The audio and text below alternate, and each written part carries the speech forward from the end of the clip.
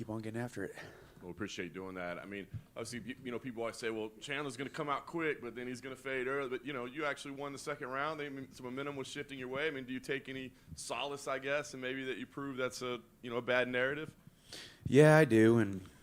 But then you start to think, well, shoot, that makes it even worse, So, because I was. And, I think it's just, man, this is such a game of inches. That's why y'all love it. That's why everybody in that arena was blowing off the roof tonight. This is just such a beautiful sport, and the UFC does it the best. And these platforms that we get, the opportunities that we have, are going to live on forever, But one more sleep, I get to go home and be dad and husband for a little while, and it's going to be fun. You didn't have to go to the hospital, right? I mean, you're here. I didn't. Healthy as an ox, baby. You guys did share some words after. It was kind of a weird build-up, sometimes nice, sometimes bad. I guess what was said afterwards, did you guys put everything behind? Yeah, I mean, I'm not going to say what was said because I'm not here to talk about, put that out there. It's between he and I.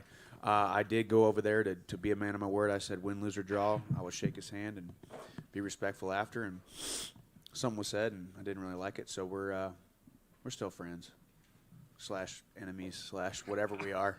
We're not really sure what we are. So he said something in the moment that kind of upset you. I mean, it wasn't as graceful in victory as I would have been, or I would have liked. Yeah. But don't have expectations of other people. They'll always just let you down. Last thing for me, I mean, I know right now all you want is probably some family time, right? But do you think about where you go? Because it's like, okay, maybe this slows down a title run right now, but clearly you've shown that you can be in there with anybody in the division. It's going to be an exciting fight. So, I mean, where do you see the trajectory from here? Yeah, it's true. I mean, I think I've just come in and earned my spot as the guy who was willing to say yes to every single very, very tough opponent. I mean, look at my strength of the schedule. My first 5 fights in the UFC. So at this point, we'll go back to the drawing boards. There's no, there's no secret. There's no doubt that I'm not one of the guys who can put butts in seats for sure. Still got one dude on my mind. So we'll see. We'll see what happens. Mike, to your right, to your far right. What do you do, like following up sort of on what you were just saying to John, what do you do right now? You're 2-3. You fought 5 of the best guys in the world. Do you have to change your style a little bit, do you think, or is this the way the coin flips when you're fighting the best? It's a good question. I mean, it takes time in any endeavor to really see the fruits of your labor in action, and I think mixed martial arts is one of those. I think I've worked on defense. I think you saw that shades of it tonight. I've worked on wrestling more. I think you saw shades of that. I've worked on footwork and angles and covering up and different things. You saw shades of that. You guys get to see 15 minutes of 15 weeks of each training camp compiled on top of each other, and you just hope that it's able to come out. Game plans and strategies and all that kind of stuff. So to answer your question, I'm happy with my performance, except for the fact that I lost. You have always had that optimism that you're going to get back up to the top. But is this the part of the sport that sucks? You look at what happened to Izzy in the main event. Carla, is a 2-time champion, and she gets submitted like that. I mean, is this the hard part to accept of the sport, that you can be the absolute best in the world and still may not win? Yeah.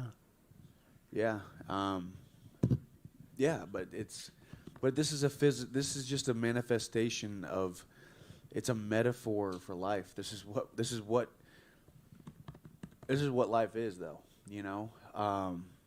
And we get to do it in front of millions of people, and we get to be put on a platform, and it's happiness, and it's pain, and it's turmoil, and it's the ups and the downs all rolled into one.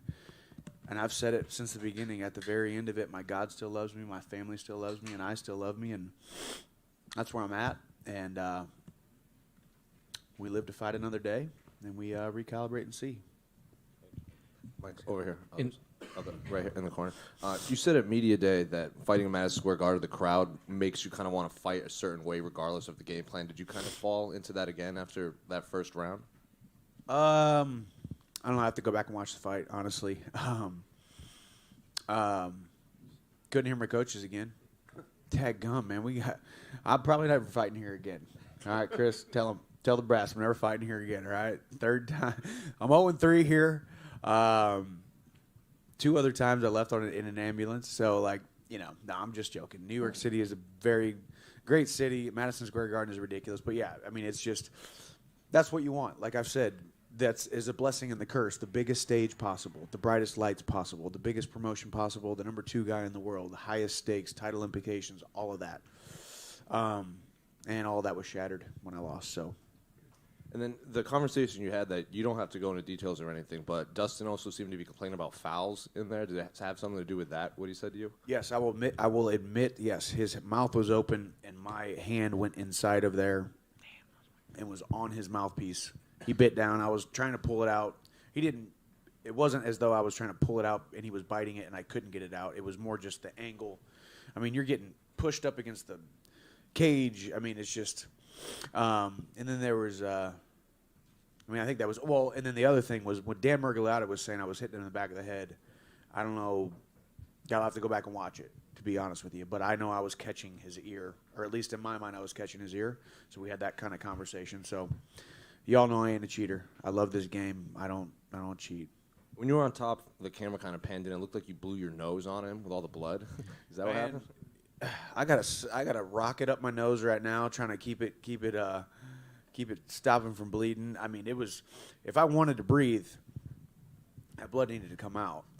So I mean, it wasn't a malicious weird thing, but it was definitely like, hey man, sorry you're down there, but I didn't create gravity. I did. Thank you. Exactly. Mike, just one quick one. You said there's still one guy on your mind. Is it safe to assume that's Conor McGregor? Of course, man. I mean, I think at this point, he comes back and he looks at the suitors. I don't think I'm the easiest fight that he could take, but I do think I'm the biggest fight that he could take. I think Conor McGregor stepping back in the octagon does big numbers no matter what. But he and I step inside the octagon, we do staggering numbers. You know, I do think that. And I respect him. We'll love to see him come back. Maybe I'm the guy that comes back and fights. What would be your message to him to, I guess, jump in that USADA pool? Because it sounds like he's going to need 6 months of testing before he can fight. Yeah, get on it, man. We all know that fighting is his first love. Exactly 6 years ago today, November 12th, 2016, he became the double champ, and he apologized to absolutely nobody, and it was absolutely awesome. He's a legend in the sport, man. He's the biggest name in the sport. It was bad enough we had to compete with Bentleys and Bugattis and boats and $100 million whiskey companies. Now we got to compete with the silver lights and the silver screens and bright lights of Hollywood, man. But come back to your first love, Conor. Step inside the octagon with me. Michael, to your right. Can I toss another name out to you? Sure. You had an unbelievable rivalry with Eddie Alvarez. He's a free agent. Any chance you talk to the brass, bring him back, and finish that up? That's not a bad idea either. I mean, Eddie's, when you talk about, obviously Frankie Edgar today, I just love the dude. Just amazing pioneer of the sport. Eddie, the same thing. Eddie and I have got some history. Eddie and I have made some magic in there. Eddie was a former UFC champion. I would love to see him come back here and get thrown back into the mix. And there ain't no way that he and I are not fighting if he comes back to the UFC. So I love the idea of that fight. I mean, obviously, I'm not throwing in the towel here by any means. I still think I'm one fight away from still being possibly called up for the title shot. But at this point, I need to get another win inside the top 5 or top 3, and we'll see. In the middle. Yes, sir. You had a number of opportunities, it looked like, to maybe get your arm under the chin for a rear naked. and it just never seemed to coalesce. Strategically, maybe you need to look at the video, but was there something that you weren't able to do that you're like, God damn, I wish I was able to get such and such? Like, Yeah, no, walk actually, us through it. Yeah, no, that's actually really horrible to hear because I think I trained a lot of rear naked chokes there. I think it was the positioning and blood was everywhere. Goodness gracious, it's so hard to actually tell you how slippery it is when blood and sweat mix on skin. It's crazy from a being on top leverage standpoint. So no, yeah, I'll probably go back and say, well, you blew that one, Michael, because I did think that I was going to be able to rear naked choke him. I actually had visions and visualized myself rear naked choking Dustin this camp, and turns out he did to me. Fudge. Hey, Michael, back here. Yes, sir. 5 fights that you had so far in the UFC, 5-star classics. Is it hard to see the positives right now, what you have accomplished thus far in the UFC, considering you haven't won the championship? Or is it easy to see the positives and also see the negatives and work on the negatives? Yeah, no, it's not hard to see. Honestly, I'm 36 years old now. I've been through a lot, and I will continue to move forward with complete disregard to my previous failures, my future opposition, and anything that stands in my way. I've gotten to the point now where, man, I'm just living the dream. Yeah. This is my second career. Yeah. I had one career outside the UFC, and now I have a new career inside the UFC, and I am absolutely living the dream. Absolutely. And enjoying it. Awesome. And you can play every sport with one ball, but MMA takes 2. And thank you very much for always being in the cage and displaying your guts. Yes, sir. Thank you.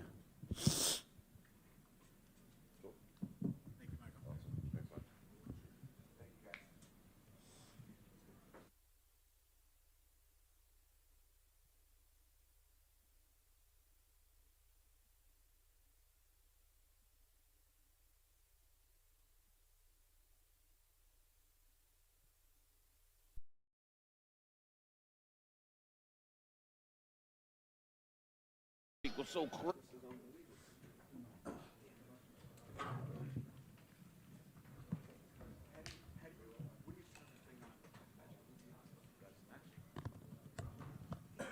Mike, I know you'd rather be speaking to us under different circumstances, but I guess what is the emotions after an incredible fight like that? Disappointment, of course, but alive. Madison Square Garden, huge opportunity, number 2 guy in the world. At some point, you're like, I went out there, I did everything I possibly could. In any endeavor in life, if you do everything that you possibly can, and the cards don't fall your way, it's part of it. But I wanted to show, too, that I was going to come here after a loss just like I have after a win. I made a point of it, and here I am talking to you guys, and we'll go back to the drawing boards and keep on getting after it. Well, appreciate doing that. I mean, obviously, people always say, well, Chandler's going to come out quick, but then he's going to fade early. But, you actually won the second round. Some momentum was shifting your way. I mean, do you take any solace, I guess, and maybe that you prove that's a bad narrative? Yeah, I do. But then you start to think, well, shoot, that makes it even worse, So, because I was. And, I think it's just, man, this is such a game of inches. That's why y'all love it. That's why everybody in that arena was blowing off the roof tonight. This is just such a beautiful sport, and the UFC does it the best. And these platforms that we get, the opportunities that we have, going to live on forever, But one more sleep, I get to go home and be dad and husband for a little while, and it's going to be fun. You didn't have to go to the hospital, right? I mean, you're here. I didn't. Healthy as an ox, baby. You guys did share some words afterwards. Kind of a weird build-up, sometimes nice, sometimes bad. I guess what was said afterwards, did you guys put everything behind? Yeah, I'm not going to say what was said because I'm not here to talk about,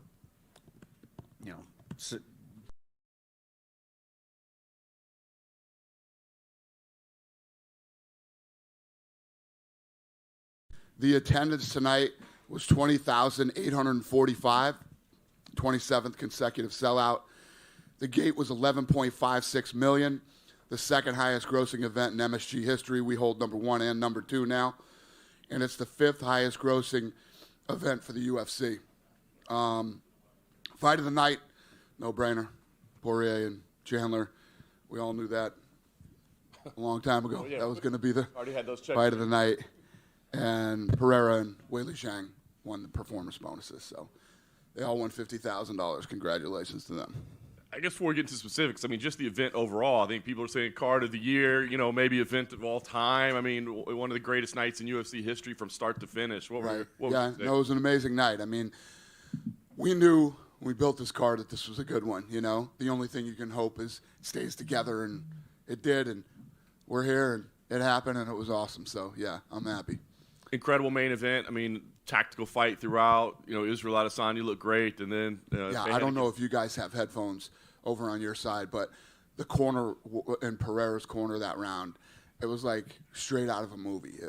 I want to hear what the corner work's going to be, so I put the headphones on, and one of his trainers, I don't know who it was like, "You're losing this fucking fight. You need to knock him out in this round. You have to move forward. You have to throw punches and bunches. You have to throw combinations. Let your fucking hands go. You're going to be a world champion in 5 minutes." And then he gets up and goes out there, and it was seriously straight out of a movie. That's incredible. No, I haven't seen that yet, so we'll look forward to that. The stoppage, I mean, there's some people, let the guy fall. I mean, he looked like he was taking some pretty heavy shots. Were you okay with the stoppage in the main event? Yeah, I didn't have a problem with the stoppage. You just said it now. I don't know. I mean, he was hurt.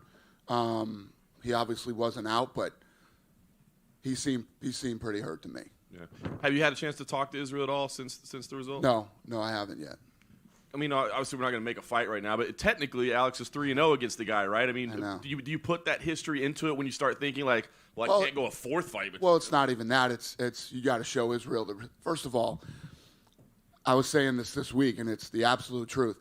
Israel Adesanya didn't even flinch about taking this fight. He likes to fight all the time. He took this fight. He wanted this fight. A lot of people talk publicly. And it's a whole different story behind the scenes. That guy's an absolute stud. Always wants to stay active. And a fight that most guys would stall, give me more time, give me this, that. He dove right into this fight. His only loss was when he tried to move up in weight to 205. So you got to respect him as a champ and what he's done. So you wouldn't rule out running it no, back? I wouldn't rule it out. Absolutely. Zhang Weili, phenomenal performance from her as well. Savage. Absolute savage. The choke. I mean, pulling off the choke the way that she did, and the power, and she's fun to watch, man. She is a fun fighter. Nice. I think a lot of people coming in were saying if she does win, fight with Rose makes all the sense in the world. Does that sound enticing to you, or are there there are other ladies that have made claims as well, but does that sound like the one to make? Yeah, I don't know yet. We'll see. We'll see how that plays out. Last couple ones, Frankie Edgar, of course. I mean, the best. I love him. I love his family, and.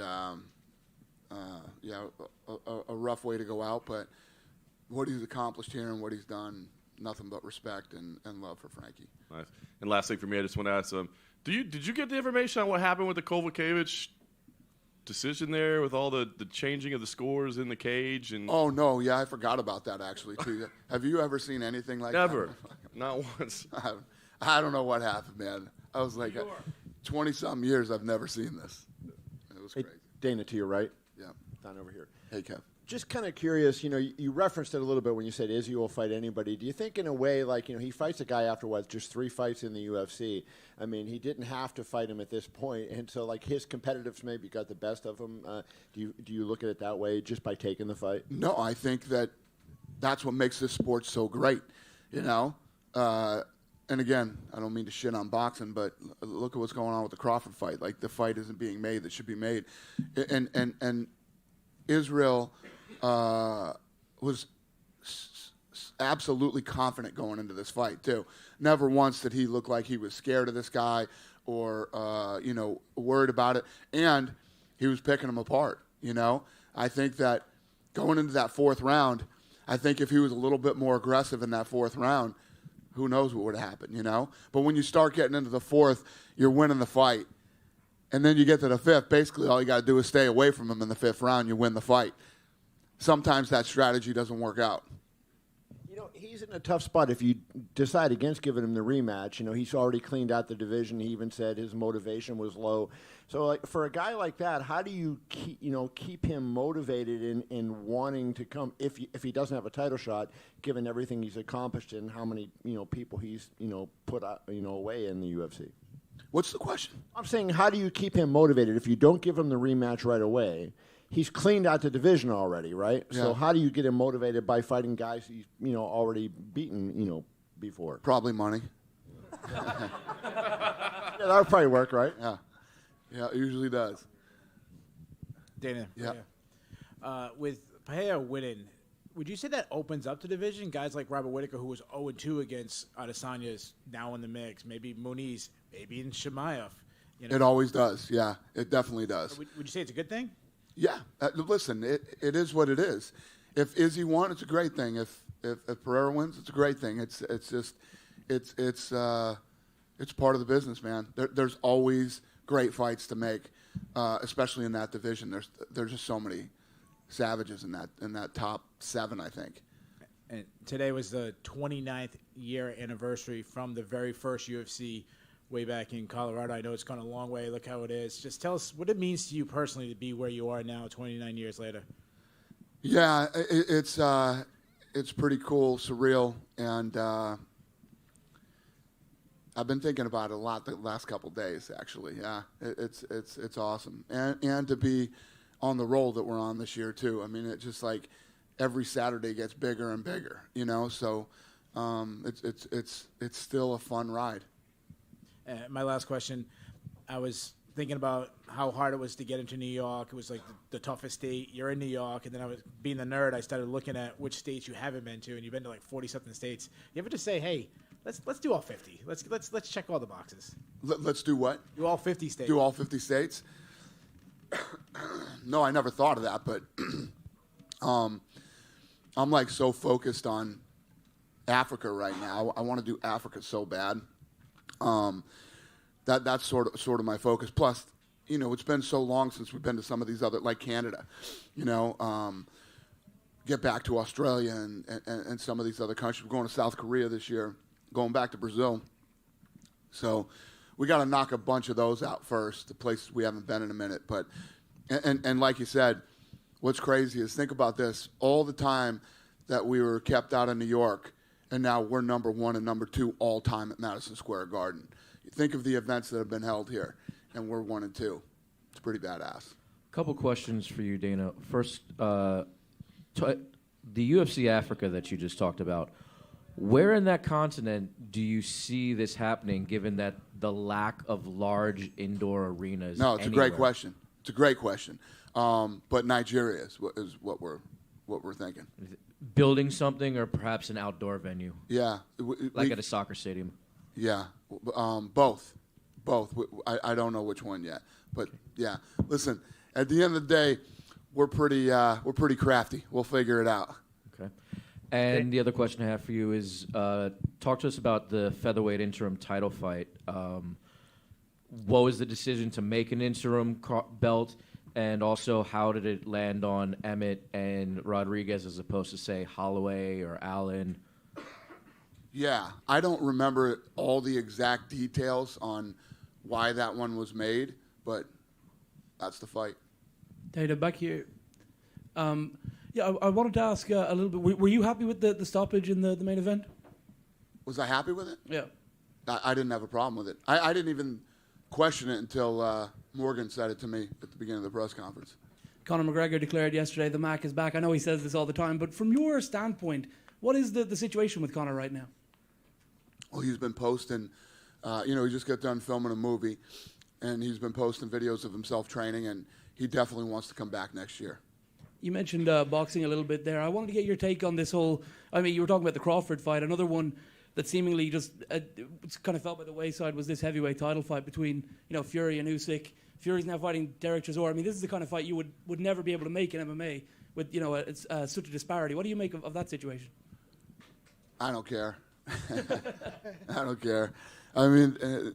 That's not my world. I don't, I was just using them as an example of making the fights that should be made, and not avoiding certain fights. We just don't do that here. You just said it. Oh, I'm sorry. Thank you. You just said it's not your world. So is Zuffa boxing officially done? No. But it's not my world. Dana, back. What they're doing, It has nothing to do with me. It doesn't change my life whatsoever. Dana back here. Yeah. Let me take you back to UFC Africa. I'm from Nigeria. There are no facilities that would be able to house the UFC. Have you considered a Rwanda, for example? They have a Kigali arena.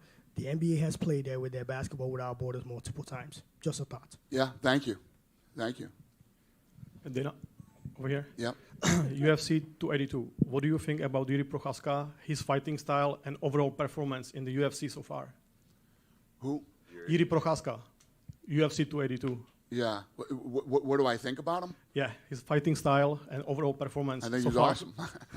Yeah, I love him. Yeah, what is your expectation of the rematch? It's going to be a big fight. Yeah, I mean, the first fight was so damn good, and back and forth. As soon as you thought he was going to win, it flipped, and it looked like Glover was going. Then it flipped again. I mean, that fight could have gone any way with either guy, and it was exciting. It was fun, and hopefully the second one's as fun and as exciting as the first one. Dana, to your right. Thank you. Over here.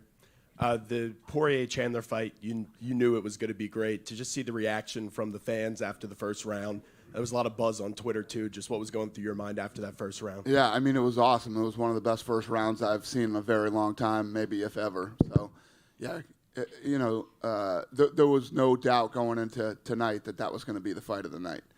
We should have probably just paid those guys yesterday. Dana, right here.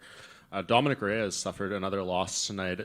Just a couple years ago, he was, on the brink of being the first guy to legitimately beat John Jones. Now it's 4 losses in a row. Are you surprised by kind of this fall from grace from him? Literally exactly what you said is what we were just talking about in the back, after the fights were over.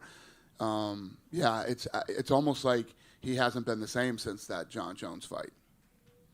What do you kind of do with him now? Because obviously, he changed camps. He's seemingly done all the things that a fighter would do to try to get back on track, and he has his quickest loss here tonight. Do you keep him around? Do you maybe let him go try to get some wins somewhere else? I don't know right now. I think first and foremost, I would see what he wants to do. What does he want to do, and where's he at mentally, and what's he thinking? Yeah, and he's always obviously connected to John Jones. Do you have any update on John? I know he was saying that, Stipe signed the contract for December. We're obviously close to that, so I imagine it's not happening then. Yeah, no, John Jones will fight next year, for sure. First quarter, probably? Yeah. We never had a Stipe John Jones fight. He's going to fight next year. Okay, and just last thing, Michael Chandler was just in here, and he was kind of talking about his next moves, and someone asked him about maybe, looking back at an Eddie Alvarez fight, because Eddie Alvarez is a free agent right now, and they had some great fights, in another promotion. Have you talked to Eddie and his team at all in this free agency about maybe bringing him back? Eddie hit me up a couple days ago, yeah. But no, we haven't had any serious conversations. Does it interest you having him back?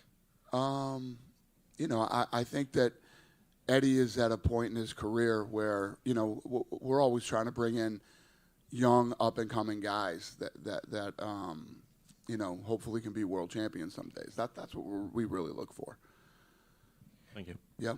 Dana, can you just describe Izzy's title reign and what he meant to the company? Describe what? Izzy's title reign and what he did for the company as a champion. Yeah, no, I mean, you saw it and you felt it tonight. I mean, the dude's from New Zealand, and we're at Madison Square Garden in New York, and the place is going crazy for him. He's been a great champion for us. He likes to fight all the time. He like I said, he doesn't say no. He'll fight anybody, and those are fun guys to have. And he's a good person. And that loss kind of reminded me of Kamaru, when he lost, he was winning around, they were winning the fight, and then he lost all of a sudden. Is that just part of the sport basically? It's what makes the sport so great, honestly. It's you can never tell what's going to happen in this sport. You never know. I mean, I had him. I had it 3-1 going into the last round, and then Pereira's corner gives him a fucking movie-like speech in the corner, and he goes out and does it, and it's incredible. It's what makes this thing so crazy. You can never pick who's going to win a fight. Dana, just going back to UFC Africa, I'm curious, how big do you think that event could be? Is that somewhere you're going to have to kind of educate the people and introduce mixed martial arts to them? It's not even about how big I think it will be. I don't know. I don't know what it's going to be like when we go over I just want to do it. Is this because you see stuff like Rumble in the Jungle and it's like, for you as a promoter? 100%. 100%. And we have African champions, and I'm going to build a PI over there. So, yeah, it's just something that I personally want to do. Do you have a time frame on it? Could it be as early as the first half of next year, for example? I don't know. It's like, you know, this gentleman over here just educated me on. Yeah. You know, I don't know enough yet. What we'll do is we'll send a team over there, and they'll go kick around the country for a little bit and see what we can do. I feel like a rematch of tonight's main event would make a lot of sense over there. Yeah, there's a lot of fights that can make sense over there, depending on how all this stuff plays out over the next, you know. I don't see us going there fast enough to do this rematch. Going on to Michael Chandler, right? He's had wins and losses in the UFC at this point, but in terms of excitement, his first 5 fights have been probably unparalleled in terms of newcomers. Just curious what your thoughts are on him as a fighter. And okay, he might not be winning them all, but is he like the most exciting guy you have on the roster? At the he's fun. He's like our Arturo Gatti. You know what I mean? He's a fun guy. He's always in fun fights. He comes to fight, man. He leaves it all in there, and that's why people love him. He's fun to watch. Going back to the anniversary of the UFC, and you were saying how cool it is to come to places like New York and sell it out, even though you were kept from being here for so long. This is just something I noticed tonight. Is it cool to see crowds have evolved to the point where when Izzy gets a hook in, they cheer because they recognize the hooks going in and stuff like that? It's fun. You know, we had this conversation, too. There was a guy here tonight from the History Channel, and we were talking about, he was asking me about jiu-jitsu. And I was saying that me and the Fertitas, when we first bought this thing, that's what we were the most afraid of, is that people didn't understand the ground game. And now, 20 years later, you know, we're at Madison Square Garden, a place that we weren't able to come to, and guy puts a hook in and the crowd gets excited. It's unbelievable how educated people have become about the ground game over the last 20 years. When was the last time you rolled? A long time ago. I'm too fucking old to roll, believe me. I like my neck. I like my knees. I'm good. Dana, over here. Sorry. This way. Yeah. I'm curious, did you hear Renato Moicano's post-fight interview when he was spazzing out on the mic? That who was? Moicano. No, I didn't hear that. No. Well, 90% of it got beeped out on national television. What was he? Was he mad or? He was very excited about winning and felt disrespected. That's awesome. Good for him. You also talked about you wanted to find these young fighters that could eventually be champions. Aaron Blanchfield had a huge win over Molly McCann. What did you make of her performance? Yeah, Molly had a rough night. That was a rough one. Yeah. And then Ryan Spann, you touched on Dom Reyes. What did you think of his performance? Also saying that he's That's a great question. Exactly. You know, we're talking about him. We overlooked Spann. He looked incredible tonight. He looked awesome. You know, a kid that came off the Contender Series, and he's killing it, man. He looked good tonight. He looked good. He looked confident. And, you know, he's probably going to be in rank number 7 or 8 on Tuesday. Could you believe when he said he's never trained for a fight? He's never had a training camp longer than 3 weeks. Yeah, he's a freak. That's pretty crazy. Yeah. Dana over here. Yeah, he's built to fight, too. I mean, you just look at that guy's physique. His legs are huge. He's tall. He's rangy. Strong. Dana over here. Yeah. Congratulations on another successful outing in New York. Stack card, top to bottom, amazing, exciting. Thank you, sir. When does it get to a point where you see the calendar, you're like, oh, New York is back. I got to stack it. I got to make it a mega card. Like, how is it pressure that you pretty much are raising the bar every single time you come here? No, but, you know, that's what we try to do every week. We try to put on the best possible cards we can every week. I mean, that's what we do. We really try to, you know, outdo ourselves, which sometimes it's like, how do we beat this? And then we always seem to do it. This dude's falling asleep right here. I gotcha.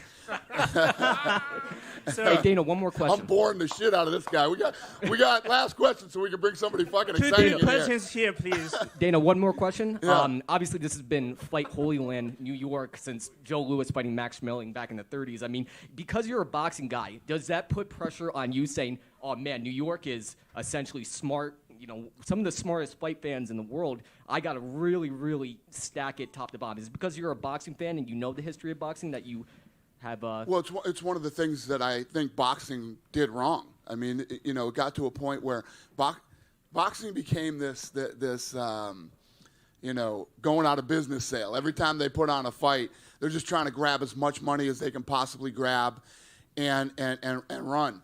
And, we built a brand, built a sport, and, when you show up here, these tickets are expensive. Plane tickets are expensive. Hotel rooms are expensive. It's not cheap to come to these type of things. You should get your money's worth. The other thing is pay-per-view.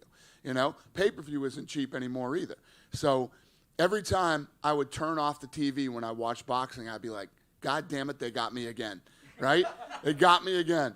I don't ever want people to turn the TV off and feel that way about our product. So we stack it from top to bottom, and I say this all the time, but what I sell is holy shit moments. So I want you to have 3 or 4 holy shit moments during the night, whether you're here live or at home, and that's what we always set out to do. Two questions here. Thank you. Sir. Yeah. 2 questions, very quick. Yeah. First, what's your comments on Zhang Weili reclaiming her title tonight? And, actually, many Chinese youngsters becoming fans of UFC because of Zhang Weili. Do you have any plans to increase your presence in China? Yeah, no, I agree with you 100%, sir. What you have to have to ignite a market is a badass fighter from that region, and she is awesome, man. I love everything about her. I love the way she fights. I love the way she trains. She's an absolute killer. Absolute killer. And I love the fact that she loves to win so much. She wants to be a world champion. She loves being a world champion. She loves I can't say enough good things about her. And yes, she is helping to blow this thing up in China. So Dana, hold on. Go ahead. Yes, ma'am. Just one quick one. Leon Edwards has been doing a lot of media this week. Is there any update on that stadium event in London? We were just talking about that tonight too. You guys got my room bugged. All the shit you're asking me is stuff we were all talking about tonight. So, a lot of people from England have been asking me Cardiff. So, we're taking a serious look at that. The only thing is Cardiff's outdoors, right? I think it has a roof. They got a closed roof? Yeah. Oh, there you go then. Me and Mark were talking about that tonight.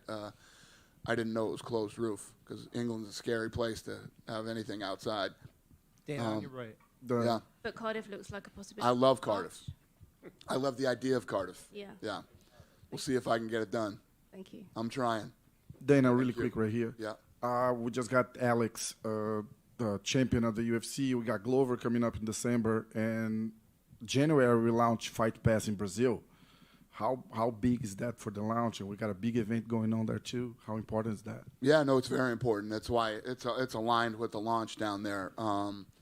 Yeah, we're excited about it, and I'll be going to Brazil. I haven't been to Brazil in a couple of years, so I'll be there for that fight. I'm looking forward to getting back there, and we always have a blast down in Brazil. Dana, over here on the right. Thank you, sir. Dana, on your right. Yeah. Just wanted to ask you about kind of the unique journey that Alex Pereira has had to get to this point. Just a handful of fights in mixed martial arts, obviously accomplished in kickboxing, but you just don't see a whole lot of, handful of fights come to the UFC. Within a year, he's the champion. I mean, do you have any thoughts on that? It's true, and if you look at him and Israel, you know what I mean? If you look at what they've done coming from kickboxing and how good they are, it's pretty fascinating. And what's even more unique is 2 guys who fought each other twice already end up making it to the top of the sport. So it's a very unique situation. What does that say kind of about, the evolution of the sport? Because obviously 29 years ago, we had, style versus style, and then it very slowly kind of became this, mixed martial arts as we know it. We had a lot more mixed martial arts styles, and now, granted, we saw different versions or different, iterations of Pereira's game here, but he's very much a kickboxer here, and now he's the champion. Right. What's the question? I guess, what do you think kind of just the fact that it's not that sport's going backwards necessarily, but just the fact that there is someone who's a specialist coming in here. And yeah, well, I think what it really shows is what incredible athletes they both are. I mean, to be that dominant in kickboxing and that good, and then come over here, learn everything else, and then you two end up facing each other again over here. Pretty crazy. Were you impressed with kind of the other elements that we saw from Pereira's game here? Obviously, he mixed in the takedown. He had it's a little bit of a grappling and scrambles in there. I mean, what did you think of that too? Yeah, I think they both fought a great fight. My only criticism of Israel in the fight is I think he should have pressed the action a lot more in that 4th round. But ain't me in there. You know what I mean? It's easy to fucking sit up here. I don't even roll anymore and talk about how he should have pressed harder in the 4th round. Yeah, so I think he fought literally almost the perfect fight. Would you have interest in bringing in kind of more, not specialists necessarily, but people who are standouts and giving them maybe a fast track? Or is it because of obviously the link between Adesanya and Pereira? Do you think what? Like kind of bringing in maybe, high, elite level athletes from other sports and giving them kind of the fast track, not kind of babying them, but getting them right into the title picture very quickly, without kind of. That ain't how it works here. You gotta fight your way up. I mean, Pereira only had so many fights here, but he fought all the right guys to get to the top. Sure. And then he beat the champ. So, yeah. Dana, right here. So Stipe Miocic versus John Jones hasn't come to fruition for 272 or 282. What's going on right now with Stipe? I heard last week media was saying that Stipe might never fight again. What's going on with Stipe Miocic right now? I don't know, and that's true. He might. That's a true from negotiations you had with him. It might not. He doesn't want to fight no more. No, No, I didn't say that. You said that. You kind of said that. Yeah, I see where this is fucking going. No, I did not say that. Yeah, maybe he won't, but maybe he will. I don't know. So there's a chance Stipe Miocic never fights again and is a fireman. I have no idea. So if we what scrap, the fuck are you asking me right now? If- You're like I'm- double talking. we're going and trying heavyweight to make division. it sound like I said that. I didn't say that. I said, but yes, that could happen. That could possibly be. No. But that could be anybody. Any of these guys could never fight again. You know who said it? Your least favorite media member. Oh, then it's got to be true. That's who said it. So Okay. what's going on with the heavyweight division right now? We got Ngannou's coming off a knee injury. We got Jones maybe in the wings. Stipe in the wings. What's going on? Who's the next heavyweight championship title fight? Yeah, I think that John Jones will be the next fight at heavyweight. He's not a champion. I know. So who's he fighting? Well, hopefully Francis. Okay. So Stipe's out right now. Do you have any other questions? I do. What's Okay. going on with I can't wait to hear this one. Colby versus Kamzat? Do you Yeah. have anything going further on that? We're working on that too. Yes, that fight is being worked on. Do we have a potential date for that fight? No. Okay. And then, so great card tonight. Thank you. Killed it in MSG. What comes next after MSG? Like, what's your next big card? Is Vegas. Vegas? Yep. Vegas all day. Vegas. What's the next one? December. Okay, so are we? I feel like we're missing a co-main event for that fight. Okay. I'm sorry you feel that way. No, Jerry versus Glover. I hear you. So what can you give us on the heavyweight division right now? Who is this guy? Where Give are me you something from? good, Dana. Who are you? Who do you write for? Stan the Man, Menace and the Man. Dennis Bermudez, your old boy. Oh, okay. Got it. You have any more questions for me? Well, right now, the heavyweight division's wide open. Yeah. All right, well, we'll get it figured out. Are we just waiting for Ngannou? I don't know. I don't know how that's going to play out. Listen, we've been very patient in this whole thing and trying to get something done with them, and we'll see how this thing ends up. I hate to be this guy. The news that broke today was Ngannou said the negotiations are not going well. Okay. Well, that sucks. Dana, there was a time where you had events, two events in New York City, Barclays and here. You did UBS not far outside of New York a couple of months ago. Do you see that happening and being back here twice a year? You're asking me if... UBS Arena in Long Island. Yeah, when are we going back there? Yeah. I don't know. I don't know. I mean, we were just there. It wasn't that long ago that we were just there. And I know that MSG wants us to come here twice a year, like guarantee them twice a year. So How realistic is that? Is that something you want to do? Yeah. I love coming to New York. So the problem is, like I was saying, as the world starts to open up again, there's so many other places that we have to go. We got to travel to and do these other markets. But yeah, I love coming to New York. Would you imagine a May, November dates here? I don't if you know. could do it. I don't know. We'll see.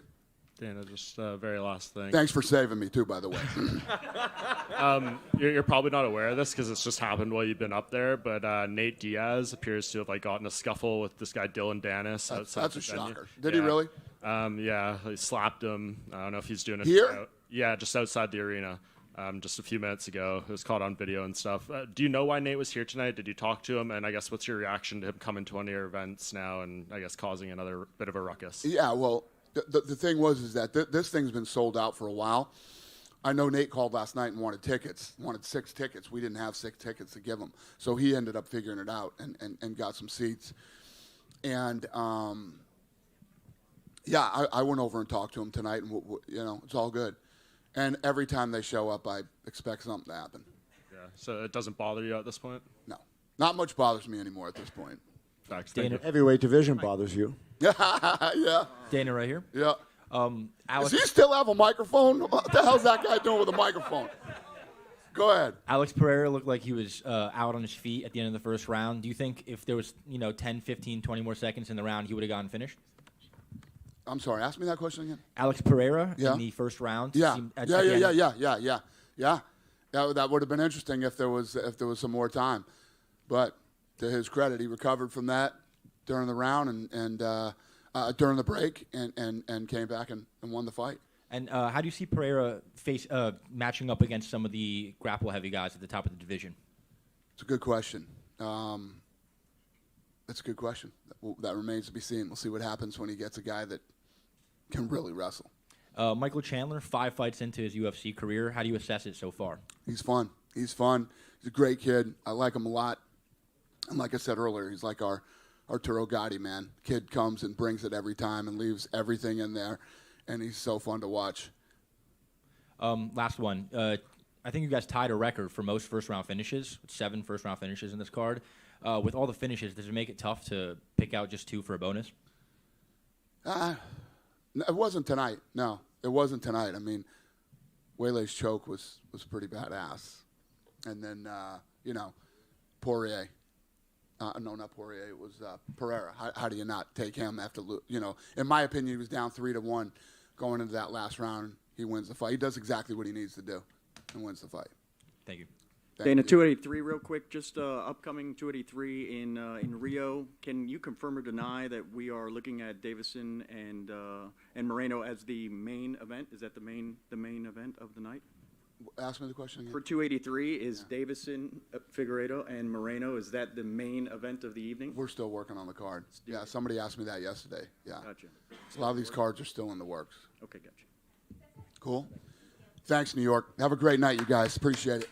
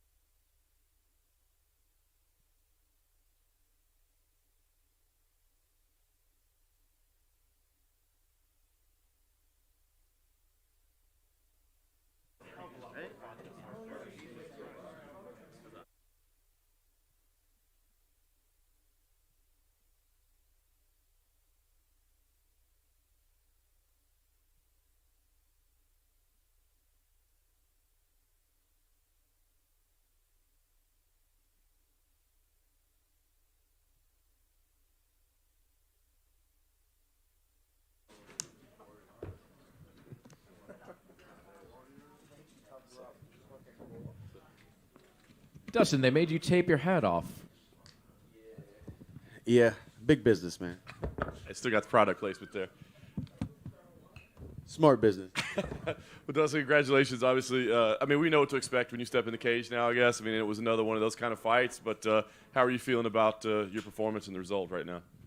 Feeling good, man. I had 11 months to sit back and sit on a loss. And I was trying to get fights that whole time. Nothing came through. Nothing materialized. I'm not sure whose fault it was, but I was training back home. Just sitting on that championship loss, it hurts. But it drove me to get better and come in here and get the W tonight. Yeah. Obviously, I mean, you had to go through some tough spots in there. I mean, I know you knew he was dangerous, but, I mean, did anything in there surprise you? Or His durability surprised me. Yeah, I thought that if I hurt him, for sure I'd get him out of there. And I think if I had a couple seconds added to the round, I would have got him out of there. But I hit him with a few really good shots that he survived. That was surprising, He gets hurt a lot, and I just thought when I did hurt him, I would get him out of there. Seemed like you were pretty proud to get it done with the grappling. Was that like a point of pride for you? Yeah. Getting submitted by a rear naked choke in my last fight, coming in here and submitting a former world champion with a rear naked choke, that feels good. What about what happens when you're in that rear naked choke position now, right? I mean, because I think we're all sitting there watching and going, is this going to happen again? I mean, are you thinking that at the time? I'm just trying to fight the hands and defend properly, but of course I'm thinking, not again. I'm like, hello, darkness, my old friend. Nice. He was here earlier, and he did say that, because we saw you speak afterwards, he said, look, I'm not going to tell you what was said. That's between two men. He was like, but it wasn't as pleasant as I thought it would be. So, I mean, when you guys spoke, can you reveal, like, what was said? I told him this is my house. That's what I told him. I said, this is my house. That's it. Nice. And I told him he's a dirty motherfucker, too, for putting his fingers in my mouth and blowing his nose, and, it's all good. So it's not exactly over, or it is over? Man, it's over. I don't hold. It's whatever. It's whatever. Nice. And I guess last thing for me, I mean, I know you want to celebrate the launch of the new hot sauce and enjoy yourself, but I guess where do you see yourself going there? Because I know you feel like, hey, right there in that title contention, you're clearly one of the biggest names in the sport. Do you need time off? Do you want to book? I mean, you're thinking title contention. Like, where do you go from here? I did have 11 months off, but it's Thanksgiving and Christmas coming up, New Year's. I want to be home with my daughter. She's in first grade now, so when I leave for training camps, she's only able to come out for a limited time. We get a tutor. She stays on the same curriculum, everything. It's just a long process. It's a different process now. My daughter's getting older. When she was in kindergarten, it was a little bit easier, but we'll see. So I'm not sure what's next. Get home, let the smoke clear, start enjoying the holidays, and then we'll take it from there. But I'm sure it's going to be a big fight. I'm sure it's going to lead to a title fight if it's not going to be one, and it'll be another head-on collision. Dustin, over here, corner. Right. At the media day, obviously, we brought up the fact that this was your first 3-round fight in a long time. So being in there, did you feel like you could just fight differently, knowing you wouldn't have to reserve your energy for maybe 2 more rounds? I kind of fight like that if it's a 5-round fight. I was more worried because after the second, now it's 1-1. Whoever wins this round wins the fight. Usually you have a little bit more cushion there to get into a rhythm and try to pick the guy apart. It was a little bit more scary. Not that I ever take rounds off, but when you're fighting a 3-round fight, round 1 and round 2 is so important. You have to start off fast. And you mentioned what you said after the fight, but it looked like you were talking to him in there too, maybe even after the round. Were you also kind of calling him out on the fish hooks and everything during the fight? I was telling him he was dirty, yeah. So a couple quick questions. When Michael was here earlier, he did say he kind of apologized getting the fingers, said it was unintentional, what have you. It was definitely intentional. I say, what have you. He mentioned, though, with the snot in the nose, like, that was just gravity, and he needed to breathe, and it's just like, sorry about that, man. That's just gravity. It's just fighting, Yeah. It's just fighting. The actual serious question, the rear naked choke that you touched on earlier, I asked Michael also about this, about why he was unable to get this, because he couldn't seem to get the arm under the neck. Was it something particular in, like, your chin placement? Was there some strategic, or was it just slippery? Or, like, are you sure about what happened there? It's just getting choked by a rear naked choke in 2 world title fights will make you tuck your chin a little bit tighter next time you're in that position. That's what it is. Living and learning and getting back to the gym and working my defense with Michael Brown and getting better. And last question for me is, can we have a bottle of the hot sauce for the pizza in the back? Got you. Nice. I got you. Dustin right here. This was your first submission victory in just shy of 10 years. Last one was Jonathan Brookins, December 2012. Is that like a nice relief to you, or does it feel better? I wanted a to knock something knockout, out? man, because Yeah. I have most knockouts in lightweight history. I wanted to kind of start pulling away with that, you know. But a finish is a finish. A win is a win. I'm very grateful, man, and thankful that I had a great camp and came out here and had a fun fight. Yeah, and 21 overall UFC wins now, 3 shy of the record, which is 24. Is that something that's important to you to kind of be on there for, you know, one of the winningest fighters in UFC history? I know you take a lot of pride. For sure. Every record that I hear when people talk about it that has my name in it, I'm very prideful because it's hard. These longevity records like that are hard to do, and they're going to get harder because everyone's getting so good. You know, to get that many wins is going to be tough in the future. When you see a guy like, you know, Frankie Edgar, who has one of those longevity records, you know, just shy of the most fight time ever, you know, get knocked out the way he did, does that ever give you, you know, thoughts of when the right time to get out is? Man, Frankie's such a legend, and to see the damage he's, you know, the fights he's lost and the damage he's taken, like in his last, he's always taken damage, but Ward a lot better when he was younger. But, you know, being knocked out with the front kick, being knocked out with the flying knee by Sandhagen, coming in here and getting knocked out again. I really like the guy, and he's a good guy. And, you know, you just hate to see a legend go out like that. And last thing, today the UFC announced that Volkanovski is moving up to 155. He's going to fight Makhachev in Perth. Who do you think wins that fight? I don't know. That's a tough one to call. I'm not sure. Dustin, to your right. Dustin right here. I'm looking over your record, and I look at Justin Gaethje, Dan Hooker, Max Holloway, tonight against Michael Chandler. It's like really close fights coming down to the last minutes, and each time you've dug deep and found a way to win. Just talk about that for a second. That's fighting. That's what fighting is. A fight isn't a fight until there's an obstacle to overcome. Otherwise, it's just a sports venture. It's a fight. It's going to hurt. It's going to be ugly. You know, you're going to have to believe in yourself and pick yourself up between rounds, and, you know, that's fighting. And as Mike just mentioned, it was announced that Makhachev and Volkanovski is going to fight each other. That said, a lot of times when they have, and that's in February, when you have these mega big-time fights, they like to have a guy as a backup weigh in. Would that interest you? We'll see. When is the fight? February. I don't know. We'll see. We'll see. That's a long flight. Cut weight. They better give me a check. Congratulations. Dustin, Thank just you. going off of the back of that, Khabib actually tweeted his congratulations to you, and he also suggested you and Beneil Dariush in Perth in February on that card. Would that interest you? That's one that makes a lot of sense. You know, Beneil's earned his stripes and put away some tough guys and been looking great doing it. We'll see. You know, I'm not against it, but it's ultimately up to the UFC and my time frame when I'm going to return. That's what it comes down to. What do you think about the matchup with you and Beneil? I think it's a great matchup. I think he deserves a top matchup. Thank you. Dustin, right here, to your left. After the win, you walked up to Mike and you said you were scared to fight him. Yeah, could you elaborate on that? Yeah, you have to tread lightly when you use the word scared and fighting in tough guy sports, you know. But I meant it as like those kind of fights are the fights that I want to sign. Those contracts that get me nervous and get me worried about what could happen. That's every fight, but there's more whenever you just watch the guy go to war with Justin Gaethje and you see the way he knocks out guys you fought and things like that. I know the danger in the way he fights, like what you saw tonight. I knew it was going to be a head-on collision, and that, like, it's a healthy fear. It's a healthy fear. And you talked about Frankie Edgar's career and how it waned, you know, disgracefully, but with all like the damage he took. You're a fighter who's definitely not shy of violence. You get in these slugfests as we saw tonight. Do you think about maybe pushing to a more strategic, less violent style moving forward, or is it war every single time you get in that case? It's war. It's war. Thank you. Thanks. And just Dustin, before you leave, I spoke to Eves, right over here. Eve said day. Day. I said Thug Jitsu. He said day. Yeah, you better believe it. Day. You better believe it. I know I made my boy Eves proud tonight with the Thug Jitsu. Absolutely. Congrats, my brother. Thank you. Thank you, guys. Feels good to...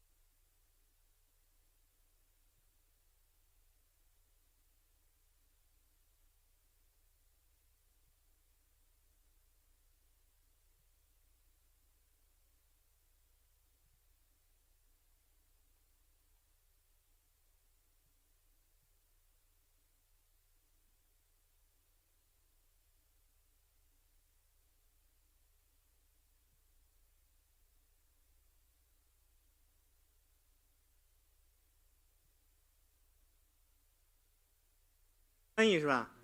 有翻译。 OK， 那我就开始问了，就是今天这个入场的这个音乐是你选的吗？对，我是打 UFC 一直都用的这个音乐《沧海一声笑》。为什么选这个曲子？我觉得这个曲子很洒脱，谁胜谁输，谁胜谁负天知道。我觉得这个歌词我特别喜欢。对，这个祝贺你啊，重新拿到这个腰带。就像之前采访您讲的，就是说今天开始您是世界的伟力，能不能再谈一下这次夺回腰带对你的意义？我觉得对我来说意义非凡吧，因为我从第一次拿到腰带，然后时隔了差不多中间有1年多丢掉腰带，然后又拿回来，我觉得对我来说很重要，让我整个人生因为这段经历都发生一些改变，对待事物的一些看法。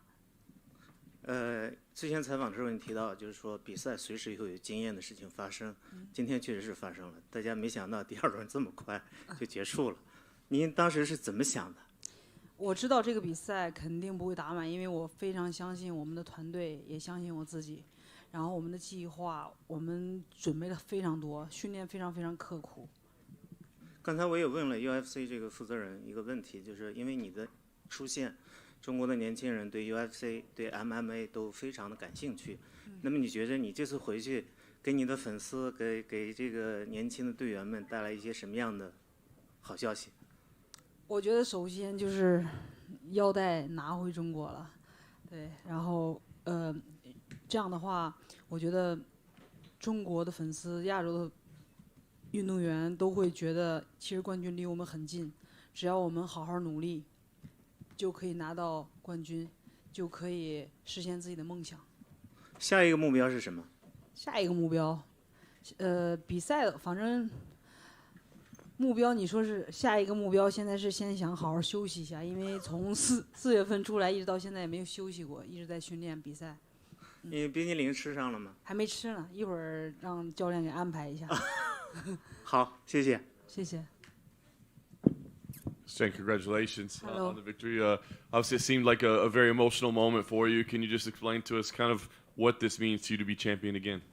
所以啊，这个对你来说应该是一个非常激动人心的时刻。大家刚才在赛场里也看到，所以再跟大家说说吧，这一刻对于自己来说现在意味着什么？心情如何？很开心。其实这一天我一直在准备着，我准备了很久，每天都会激励自己，我一定会回来的。Yeah, I'm very happy for this moment. I prepare for this moment for a very long time. Every single day, I motivate myself. I will return. I will return to the top. Very nice. And it was an incredible performance. I mean, very dominant from start to finish. Did you expect that you'd be able to dominate the fight that way? 今天表现非常惊艳啊，咱就是统治级的表现，完虐的。那你赛前有预料到会是这样的情况吗？赛前我们就是按照准备的，因为我这个人的性格就是。你摔跤好，那我就给你摔；你柔术好，那我给你柔。你摔我就摔你，你揉我我也想揉你。这样的话，我觉得才会让我更进步，跟强者打他的强项。Yeah, this fight plays out same as exactly what we expect, because me is a fighter like if you are a wrestler, okay, let's wrestle. If you are a jiu-jitsu player, let's roll. If you are a striker, let's fight on the stand. So that's how I get improved and prove myself is the best of the best. Was there anything that she did that surprised you? Because it did look like she landed a couple punches and you kind of smiled, like almost like you were a little shocked that she landed. So were there any surprises at all? 虽然一开始的时候他好像打中了你几拳，然后呢，你好像对他笑了笑，你是觉得他这几拳没有什么威胁吗？或者还是怎么样一种？对，我觉得没事儿，对我来说没有什么威胁，然后我也就是放松下来让自己。Yeah, because when she land a couple punches, I feel nothing. So that's why I smile. And they're a completely new threat from her striking. So that also makes me more relaxed, more calm. I know you'd be proud to be champion no matter what, but to do it the way you did by showing increased wrestling, by submission, I mean, does that mean even more to do it in that fashion rather than maybe just the striking that we know you for? 所以啊，也通过这场比赛，你也证明了自己不光能打站立，不光能 KO 对手，也能摔、能揉、能降服对手。那你觉得这个也对你来说意味着更多吗？包括在今后的比赛里，也会让你想展示自己的更多、更全面。因为我觉得 MMA 它本来就是一个非常有包容性的运动，我也把就是中国式的传统武术也融合在 MMA 里面，所以我想以后展示更多的技术在 MMA 比赛里面。Yeah, because I think mixed martial arts is very inclusive sport, very comprehensive sport. So yeah, I even think in the future I may try to bring some technique from traditional Chinese martial art just to showcase more martial arts discipline in my game. Nice. And last thing for me, I know you want to just celebrate and enjoy this, but is there anybody that you have your eye on? Do you see somebody that you feel is the deserving contender or somebody that you just want to fight in your first defense? 所以啊，虽然咱们接下来现在想就是先休息，但是你脑子里有没有觉得哪个名字这个级别里是值得你去下一场去卫冕一下的？其实有好多都非常优秀的选手，然后我听 UFC 安排吧，看 UFC 觉得哪一场比赛会更好看。Yeah, they are all good fighters. So I just see what UFC wants. I will waiting for the call from them and discuss with them which one is better for me. Thank you. Whaley, over here in the front. Hello. I'm curious, what did you make of the fans' reactions to Carla throughout the week? Even though she was the champion, she was getting booed quite a bit at the press conference and the weigh-ins, and even during her entrance. 就是他想知道为什么整个这比赛周大家都在嘘卡拉，然后你觉得是为什么大家那么喜欢你，然后让他不受欢迎？对，其实我也想知道为什么，就是我觉得可能是大家比较喜欢我的这种风格吧，就是比赛的这种风格。I have no idea too. I want to know why. But I guess probably because the fans they love my fighting style. So going off of that, when you fought Rose in Jacksonville and here, they cheered for Rose, but they booed you, I think, because they liked Rose. But now these fans are cheering for you in this same arena. So what do you make of that switch from the fans? 所以去年都嘘我。对，打2次螺丝，人都是给他喝彩嘘你，然后这次呢改是为你喝彩嘘对手。那你觉得你自己为什么能够反转？我觉得其实我觉得我心态也发生了很大的变化，就是我现在是不管大家为我喝彩也好，嘘我也好，喜欢我也好，不喜欢我也好，那我都喜欢你们。I don't know about it, but for myself, just talking about myself, I think my mindset is more peaceful right now. So no matter you like me, you hate me, you boo me, you cheer for me, I love you all. I love you all. Thank you. Really, congratulations. When Dana was in here before, we were talking a little bit about how you in particular are helping the spread and the growth of the UFC in China. What does that mean for you to be sort of a role model and inspiring the next generation of Chinese athletes? 因为刚才大拿在这儿采访的时候，他们也说，就是因为你这个 MMA 这项运动在中国迅速的发展，那你觉得对你来说是否也很重要？就是你通过自己的表现、自己的成绩，激励了很多中国的年轻人来热爱这项运动。对，是从我拿完冠军以后，有很多的女孩儿，然后现在开始加入到这项运动，然后 UFC 呢也在上海有 PI， 然后也有很多的年轻人在开始了训练，然后我觉得 UFC 做的非常非常棒，就是给了非常多的年轻人喜欢格斗的机会，包括我这次在美国，在拉斯维加斯 PI 训练、备战、饮食，对。就是无微不至，特别专业，非常职业。我觉得，有 UFC 这样的赛事平台，有 PI 这样帮助运动员，运动员会成长的非常非常快。Yeah, I think since I won the belt first time, there are more and more young Chinese people, more girls or women start to participate into these sports, and yeah, the MMA is developed very fast in China, and UFC found the UFC PI Shanghai in China in 2019. And I also want to say thanks for UFC. They give all the fighters and these sports massive support, like UFC PI. They take care of me a lot, no matter in Shanghai or in Las Vegas. So I do appreciate we have MMA promotion like UFC. They do help us a lot. Whaley, over here. Dana White was Dana White was in there earlier. He was talking about cards in Africa. He said Canada. He said Australia. You're the champion again. Anyway, you petition for a pay-per-view, a big card in China? 刚才大拿在这儿也说了，接下来 UFC 可能去非洲、去加拿大、去澳大利亚、世界各地。那现在冠军又回到中国了，那你觉着一场盛大的数字赛有没有可能带到中国？哇，这个问题太好了。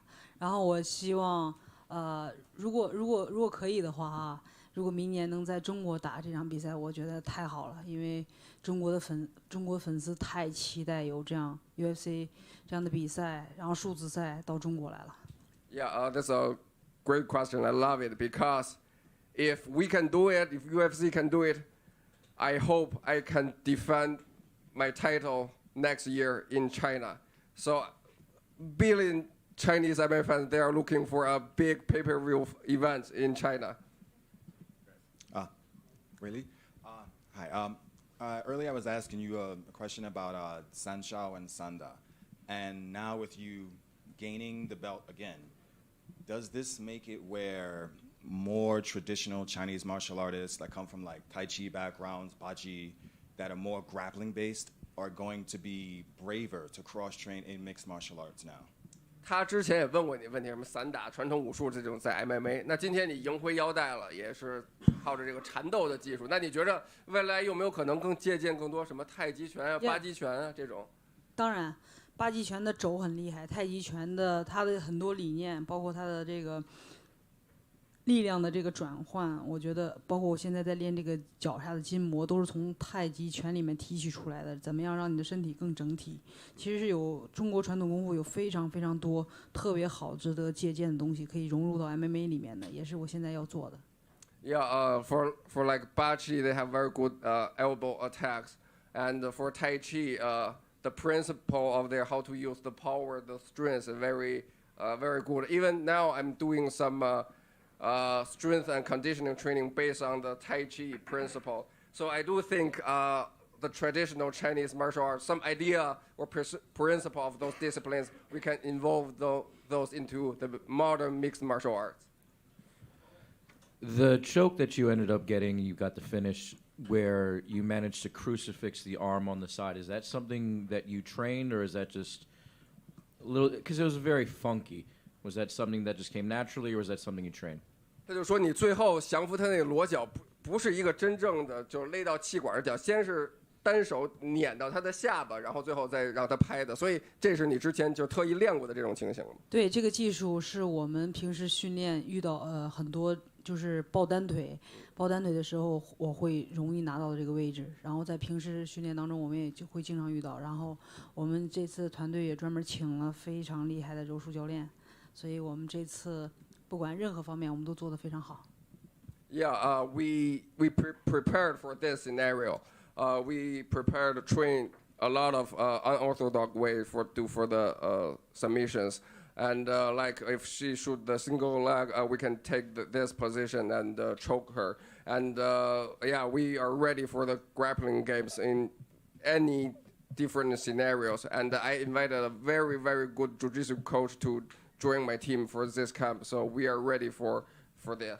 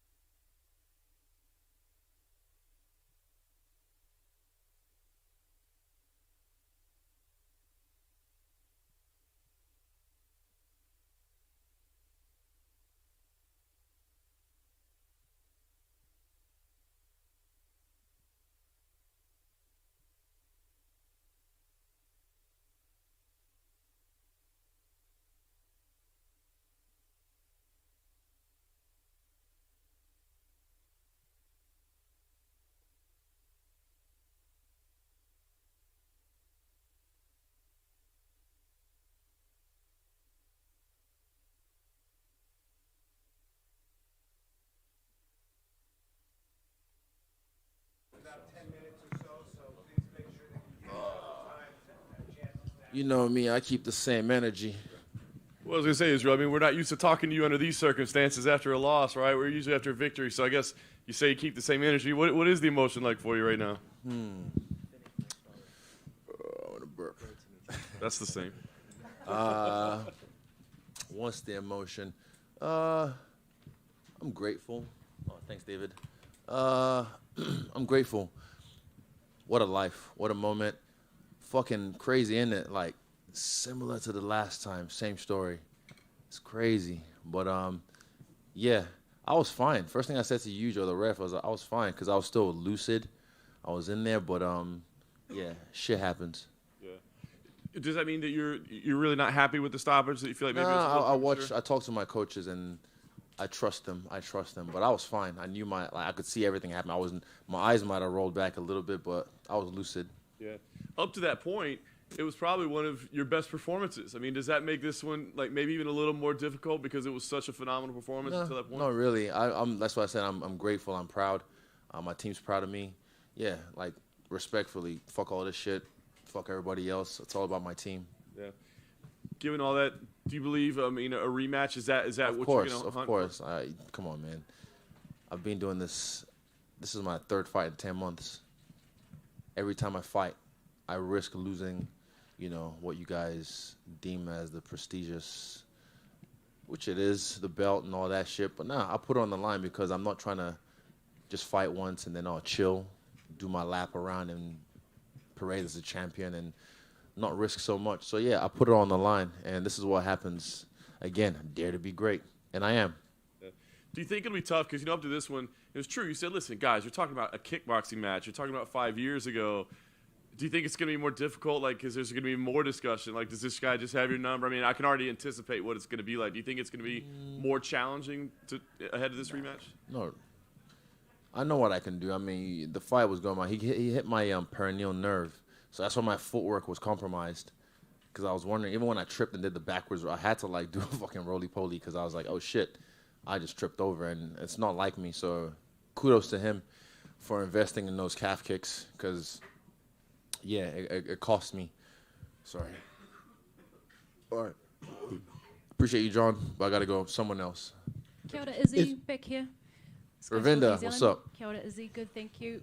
First of all, kia ora, kia koe, and commiserations for the result today. Thank you. You've spoken all week about your CKB whānau army coming out here and supporting you. A lot of them were visibly upset at the result backstage. Is there anything that you want to say to them and that support that you've been getting this week? I already did. I talked to them face to face. I came in there, I flexed. I let them know I'm still here. And what's his name? Hold up. Fuck, the guy. Wolf of Wall Street. I'm not fucking leaving. Yeah, I'm still here. I'm not going anywhere. You spoke about... Fuck, I sound like Rob right there. You spoke about that you felt okay when the fight was stopped. Do you think that it should have been stopped in that moment? Fuck. My ego would say, at least let me go out of my shield. But I don't think I would have gone out because I was still there. I've seen worse stoppages. Fucking bring back Steve Mazzagatti. Bring back Steve Mazzagatti. I would have been fine, and I would have been, he might have won that round, but I'd still be champion. But sorry. Yeah, carry on. Finally, you say you pride yourself on being active in the octagon. So, you'll take a little time to reset on this. And when do you intend on coming back, or is it business as usual?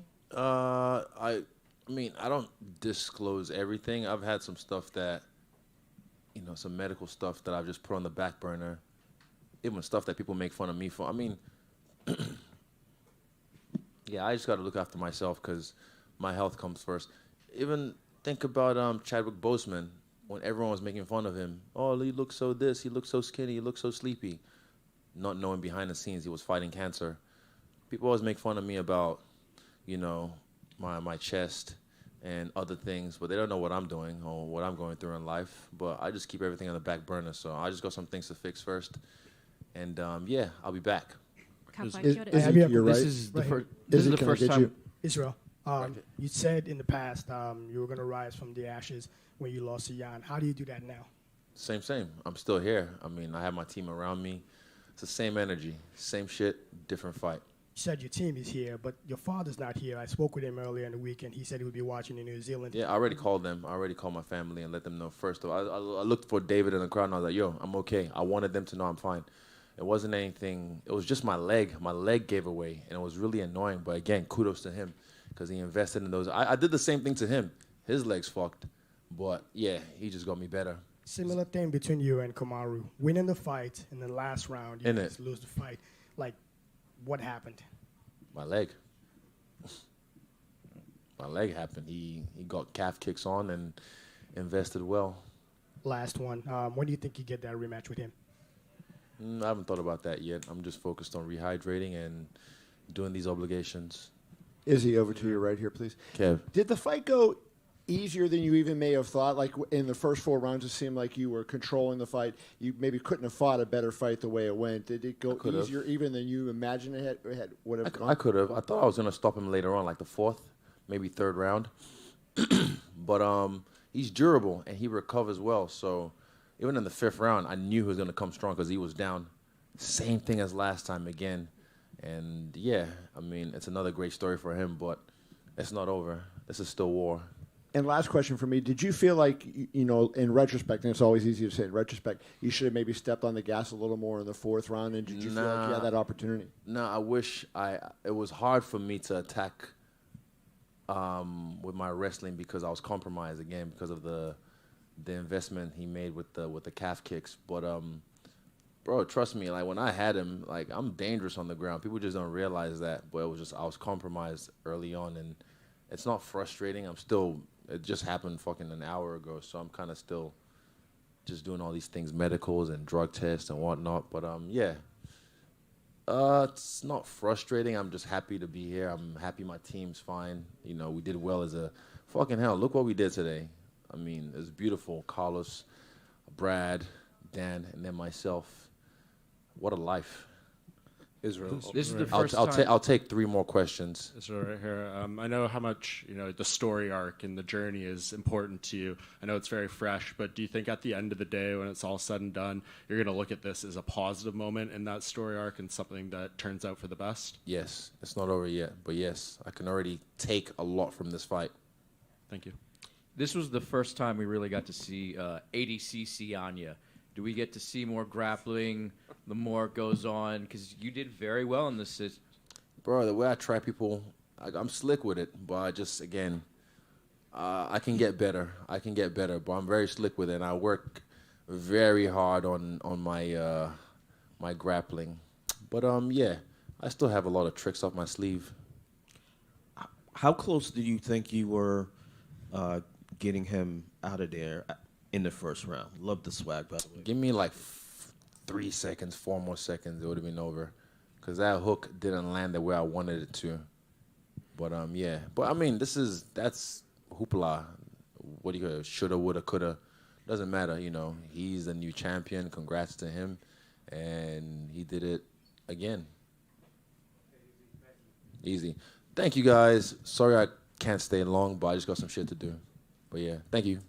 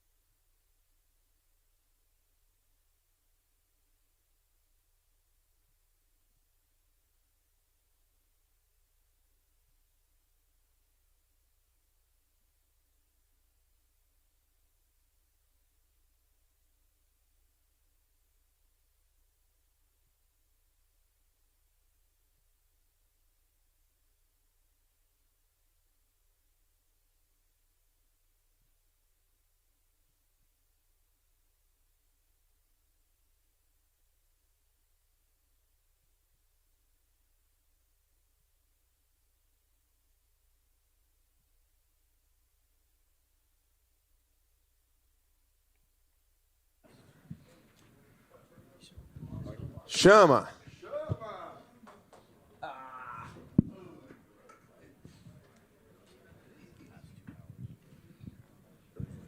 Congratulations. I'm sure you're still kind of processing the emotions and the moment of everything, but just give us the feeling right now with that championship belt in front of you.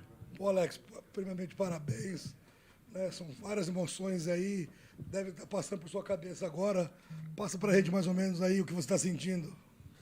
Pô, uma grande emoção. Vou repetir o que eu venho falando. Muitas pessoas acham que são 3 lutas, né? 1 ano, mas para mim não. Para mim são 14 anos, muita dedicação, muita disciplina. E hoje, pô, estou aqui, campeão do mundo, campeão do UFC, e estou muito feliz com isso. A lot of emotions going through my head. So many years of hard work and dedication. And here I am, champion of the world. Fantastic fight. I mean, obviously a very tactical battle between the two of you. I'm just curious, kind of how you felt things were going over the course of the fight, because you were down on the cards going into that last round. Oh, luta fantástica, né? Muito movimento, muito movimentada.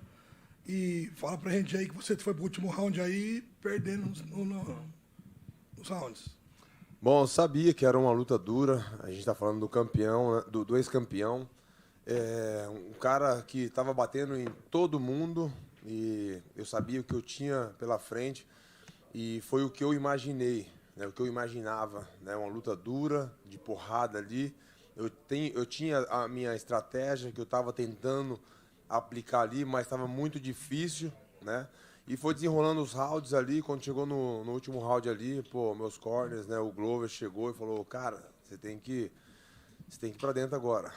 Esquece tudo e é agora. E eu falei: então, beleza. Eu falei assim: eu vou ter que nocautear. Ele falou: você tem que nocautear. Eu falei: então, vamos para dentro. Welcome to this fight. I knew it was going to be a very hard fight. Tried everything, tried to pace myself. But going to the last round, my corners and Glover kept it real with me. Look in my eyes and say, I look at him action and I say, do I have to knock him out? And Glover say, you do have to knock him out. And then I say, okay, let's do it. That's easy enough. I guess once you heard him, I mean, he never actually hit the deck, but I think a lot of people felt good with the stoppage. Did you know the fight was over at that point, or what was going through your head? Quando o juiz parou ali, você já achava que já era ali, ou o que estava passando na sua cabeça? Bom, eu acho que o árbitro fez o correto ali, né? O Adesanya estava tomando muitos golpes limpos ali, e a gente sabe do risco, né? O árbitro está ali para isso, e a pessoa mais próxima ali, depois de mim, era o árbitro, e ele teve toda a condição de ver tudo isso, e o que ele fez foi correto. Absolutely correct. People can say whatever, but Izzy was taking some pretty heavy hits. The referee is there for a reason, to keep you safe. So I think what he did was absolutely correct. Last thing for me, Israel obviously wants to have a rematch, a 4th meeting between you. Dana said he thinks that makes sense as well. Do you believe that a rematch is warranted and should be next? Bom, o Israel veio aqui e falou que quer uma revanche com você. O Dana White falou que talvez tenha razão, talvez seja o certo. O que você tem a dizer sobre a revanche? Bom, para mim é indiferente. Eu estou aqui para lutar. Eu estou aqui para enfrentar qualquer um. Se quem vai estar aqui ou não vai estar, se pedir para mim escolher, eu sei que isso não está no meu controle, então eu vou estar pronto. Well, it doesn't matter to me. You know what I mean? I want to fight whoever. They choose whoever I want to fight, and if that's the fight they're going to do, I'm going to be ready. Alex, over here, corner. Right. I'm curious, obviously this was a mixed martial arts fight, so a lot of people just assumed at some point there would be grappling. I'm curious, how would you rate your own performance when Israel took you down and you guys were grappling on the canvas? Pô, eu já imaginava que seria uma luta de MMA. Muita gente se perguntando se a luta iria pro chão ou não, iria a algum ponto. Como é que você avalia o seu grappling nessa luta? Bom, eu acho que foi bom, né? Não deu para mostrar muita coisa ali. Pô, como eu falei para vocês, estava uma luta difícil, mas eu consegui fazer algo que eu treinei, né? Tô feliz por isso, mas tenho muita coisa para mostrar para todos vocês. Well, I think it was good. I was able to display some of my skills and was able to keep it up, but I still have a lot to show to you guys. Israel also said that he could feel the damage you were doing to his legs, especially with those calf kicks. Did you know that he was being compromised and hurt from your kicks? O Israel também falou que você tinha machucado bastante as pernas dele. Você sabia que você estava machucando ele? Sabia. E foi o que eu planejei. Tinha essa estratégia e deu certo. É que é um cara resistente, né? É um cara que, pô, tá acostumado com isso. É um strike, pô, tá acostumado a tomar chute nas pernas. Mas eu tava machucando ele e eu vi isso claramente. I know that was hard. You know, he's a very durable guy. He's a striker, a very good striker. But I know that I was hurting him. How hurt were you at the end of round 1 when he caught you with that hook? Quanto que te balançou aquele cruzado no final do primeiro round? Muito. Muito. Pô, eu fiquei surpreso ali na hora, né? Tava bem relaxado ali. Tava uma luta muito boa, né? Um machucando o outro, né? Uma luta de kickbox, vamos dizer assim. E tava bem confortável. Mas depois daquele golpe eu acordei, né? Reagi, né? Onde que eu fiz ele se desgastar um pouco mais. Talvez eu coloquei mais pressão, né? E não consegui fazer muita coisa, mas eu consegui fazer ele bater mais e errar mais. E aonde ele cansou, eu acho que ele cansou até mais do que eu. Hurt me a lot. I'm not gonna lie. But with that said, I think that helped me to stay sharper, stay with it, and then I start putting more pressure, pick more shots, and also make him work more, which I think I was able to get him a little more tired too. And finally, where would you rate this belt that you've won compared to all of your kickboxing titles as well? Comparado com todos os cinturões que você já teve, os de kickboxing, aonde que você coloca aí nos principais, esse cinturão? Não, esse está no meu principal, né? Mas que cada um tem sua importância, né? Uma história. Mas esse está sendo o principal. This is the main one for sure, because every other ones are important, but due to the history and everything, this is my main win. Potan, guys, I'm gonna ask in Portuguese again, okay? Cinturão volta pro Brasil. O último campeão dos médios que o Brasil teve foi o Anderson. E agora você traz o cinturão de volta pra gente. Conta o que você está sentindo e manda um recado pro Brasil que está te assistindo. Pô, de grande importância, né? Cara, eu tô dando continuidade num trabalho que o Anderson fez, né? Pô, representou muito bem aí o nosso Brasil e eu tô dando essa continuidade, tô tendo essa condição, muito feliz de fazer parte dessa história. Parabéns, está todo mundo muito feliz por você. E você falou para mandar um abraço, né? Manda pra galera. Um recado pro Brasil. Pessoal do Brasil aí, pô, muito obrigado. Todo mundo que sempre me envia mensagem, me incentivando, me apoiando, isso para mim significa muito, é muito importante, né? E é aquilo, como eu venho falando e vou sempre priorizar isso. Quanto mais eu apareço com essa história de vida, né, que eu tenho, muitas pessoas conseguem se espelhar, se motivar, né? E então eu fico muito, muito feliz de ter conquistado esse cinturão. E eu tenho certeza que eu vou estar aparecendo mais e muitas pessoas vão ter a oportunidade de estar vendo a minha história e se espelhando com tudo isso. Well, means a lot to me, and since he was such a great champion on the sport, being able to achieve what he achieved means a lot.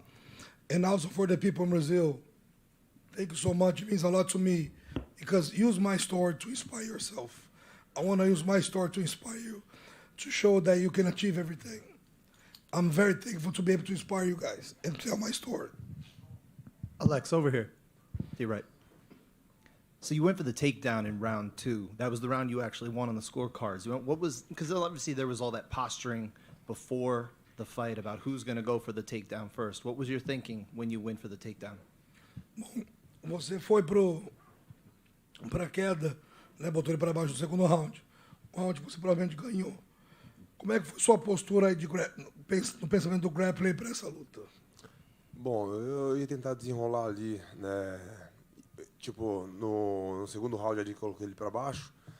Eu sabia que era o final do round e tal, não ia dar para fazer muita coisa, mas era tudo dentro da estratégia. Eu ia tentar confundir pro terceiro round ali, mas ele se ligou e foi ficando difícil também, né? Porque ele sabia que eu tinha vamos dizer ali, agora uma vantagem, né? Uma surpresa para ele, talvez. Ele falou, pô, agora tem que ficar mais esperto. E onde foi que ele ficou mais esperto? Assim como quando eu tomei a porrada no primeiro round, eu fiquei mais esperto. Então, mas foi um plano que eu tinha, foi bem. Acho que isso fez parte para atrapalhar o jogo dele e eu até consegui esse nocaute. Well, that was part of the original plan, to be able to take him down, to surprise him, has like a surprise factor, and make him confused with the rest of the other rounds. But the same way that when he tagged me in the end of round 1, and I started being more aware of things and got sharper, maybe that also did the same to him. He stayed more conscious of stuff that I can do and prepare for that. But maybe they also like trick his mind to the point that he had to be aware of more things, and I knocked him out the last round. And what do you think about kind of just this whirlwind journey you've been on the last couple of years, coming over from the kickboxing world and rising so quickly to the UFC championship? How does this journey feel to you to come here so quickly? Como é que essa jornada sente para você? Tudo que você fez no kickboxing até chegar agora no cinturão do UFC veio assim muito rápido. Poxa, igual eu sempre falo, para algumas pessoas isso é rápido, mas são 14 anos, né? Eu não comecei a treinar quando eu assinei com o UFC, então tudo que eu fiz, né, para chegar nesse cinturão aqui, se eu não luto com a Adesanya, se eu não sou campeão do Glory, se eu não tenho esses títulos importantes na minha carreira, fica difícil de eu chegar nesse cinturão. Então tudo que eu fiz, né, foi para chegar aqui e hoje eu sou campeão do maior evento de MMA. Well, everything I thought was to get to this point right here. Was fast at the same time that I was not, because it's been 14 years that I'm in this game. Everything that I conquered on kickboxing and everything else was to work on my goal to get here today. Do you feel like a kickboxer in mixed martial arts, or do you feel like a mixed martial artist today? Você se sente kickboxer no MMA, ou hoje você é um lutador de MMA? Não, eu sou um lutador de MMA. Eu gosto do MMA. Eu acho que hoje eu tenho mais armas, né, para tá fazendo, né, nas minhas lutas, né, para estar conectando outros movimentos, outros golpes, e eu só preciso de um pouco mais de tempo, né. Eu acho que eu vou conseguir desenrolar nas próximas lutas. Estou treinando muito bem, eu tô amando o MMA. Alex, sorry. I'm definitely an MMA fighter. You know, I've been training a lot of MMA. I got weapons of MMA fighter, and I've been in love with the game, man. I love training MMA every day. Muito obrigado. Thank you. Alex, congratulations. A year ago, you 2-0 at MSG. Did you ever feel like, what did you know about this venue before you fought here last year? And obviously, it's been a great home to you ever since. Pô, agora você está 2-0 no Madison Square Garden. Um ano atrás fez sua estreia aqui. Antes da sua estreia aqui, o que você já sabia sobre esse lugar? Bom, o que eu sei que é um lugar muito importante, que teve vários lutadores famosos, de grandes nomes que lutaram aqui, não só do esporte, né, mas outros artistas também, cantores. É um lugar especial e estou muito feliz de estar fazendo parte também, né, dessas pessoas, né, campeão do UFC. Então eu acho que tem que valorizar isso e eu valorizo isso. I know it was a very important place that many great fighters fought in the past, and not only that, great singers, great artists. I know it was a very special place, so it means a lot to me to also join those people because they became here today the UFC middleweight champion. Thank you. And one follow-up. As great as you've been over the past year in UFC, in your mixed martial arts career, what about your sister? Is it possible she's even better? Pô, e tão bom que você fez no UFC. Você acha que a sua irmã tem a possibilidade de fazer até melhor? Minha irmã, ela vem numa crescente, né? Aprende muito rápido, assim como no kickboxing, né? É nova no esporte, né? Muita coisa para aprender, mas nesse 1 ano que ela tá lá treinando com a gente, né? Junto com o Glover, na academia ali no time, aprendeu muita coisa. Vai fazer a sua estreia agora no LFA. Eu tô muito feliz com isso também e vai dar muito certo. Well, she's been improving a lot. She have a potential of improvement that is crazy. and she's young on the sport. Now she's been training a lot with me, Glover, in the team there. She's about to make her LFA debut, MMA, and we're all very excited for that. I think she's going to do great in the sport. Alex, just over here. You said you wanted to show how dangerous you can be in MMA. Do you feel that you were able to show that tonight to all the doubters that perhaps, had doubt on your rise throughout the division? Bom, você falou que queria provar quão perigoso você é na MMA. Você acha que depois de hoje à noite você provou para todos que duvidavam do seu potencial? Com certeza. Talvez as pessoas falar, mas o Adesanya não era um wrestler, 100% e tal, mas era um kickbox, era um strike de alto nível, né? Então, você fazer as duas, ter atenção em duas modalidades, de um cara que se comporta da forma que comporta no kickbox, é muito difícil, né? Então, se você sabe que o cara já é do grappling, você vai ter uma atenção a mais ali, né? Então, talvez fique melhor para fazer as defesas, para desenrolar ali, porque eu posso estar esperando isso. Se o cara tem 90% de grappling e 10% de strike, lógico, tudo pode acontecer, mas a minha atenção maior vai ficar no grappling e é onde eu vou me defender melhor. Well, was definitely able to prove, especially over a guy like Adesanya, that is not only a full MMA fighter, but also a great striker. If he's just a guy that is a grappler, for an example, I could just train straight for that discipline and be prepared for the grappling skills. But when you get a guy like that is super skilled his feet and is overall good, it's much harder. Sorry, just last one. Hamzat Shemaev tweeted that he was ready to fight you in Brazil. Is a matchup with someone like him of interest to you somewhere down the line? O Hamzat Shemaev desafiou você para lutar contra ele no Brasil. Você acha que é uma luta potencialmente que você poderia fazer mais na frente?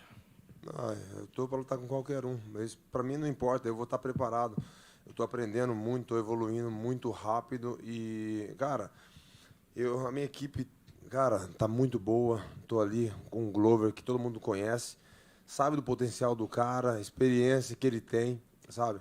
Tem o Turma, tem o Fernelito, que é um boxeador profissional de primeira qualidade, tem os melhores treinadores. O Fernelli tá ali, melhor treinador de boxe, tá me dando todo o suporte, aprendo muito com ele. Então, assim, vou estar pronto para qualquer um. Well, I'll be ready for anybody. I'll fight anybody. My trainings right now, and I'm evolving so much and so fast.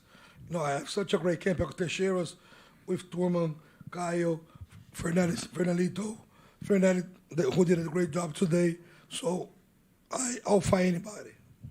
Queria agradecer todo mundo, né? Todo mundo que acredita, né, no meu trabalho. Eu sei que é difícil, né? Um cara do kickboxing, né? Que não sabe MMA, não sabe chão, chegar e colocar na cabeça das pessoas, né? Eu sei que eu tenho que mostrar. Estou fazendo por mim e vocês vão vendo, né? Automaticamente vocês vão vendo.